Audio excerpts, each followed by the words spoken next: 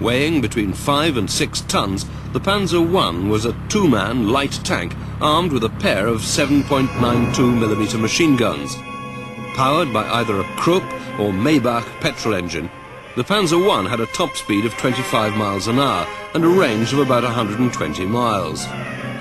First entering production in 1934, its armour only afforded protection against small arms. The MAN designed Panzer II, originally introduced in 1935 as a stopgap because of production problems with the larger Panzer III and IV. Weighing 9 to 10 tons, depending on variant, the Panzer II carried a crew of 3 and was armed with a 20mm cannon plus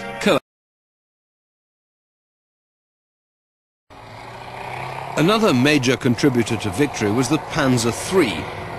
This Daimler-Benz design was intended as a tank to take on other tanks, while the Panzer IV, designed by Krupp, was conceived as an infantry support vehicle.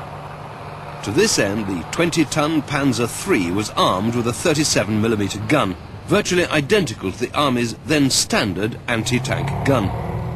Many experts argued that the gun was too small and wanted a 50mm weapon. The mainstay of the Panzer divisions throughout the war was the Krupp-designed Panzer IV.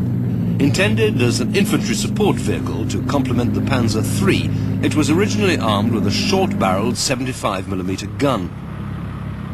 When the Germans invaded Russia in June 1941, though, they soon came up against the formidable T-34 tank. Its armour was immune to either this or the 37 or 50mm weapons fitted to the Panzer III.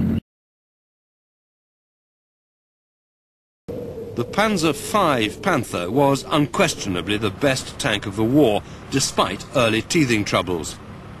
Designed by MAN in response to the Soviet T-34, it featured similarly well-sloped armour plates to deflect enemy anti-tank rounds.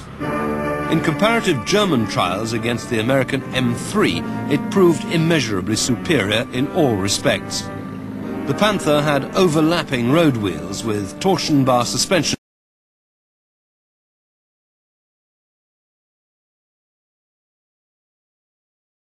At the time it appeared, in 1942, a year before the Panther, the Tiger was both the heaviest tank in the world at 56 tons, the most powerfully armed with an 88mm gun, and the most heavily armoured with frontal protection over 4 inches thick and even side armour of over 3 inches.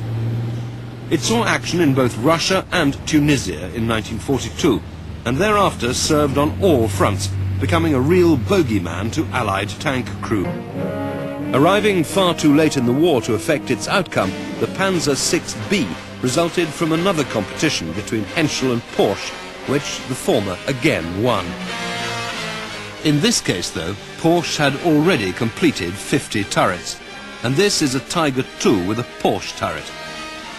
Modelled on the same design principle as the Panther, with well-sloped armour up to 7 inches thick, the 68-ton Tiger II unfortunately had an engine no more powerful than that in the Panther or Tiger I.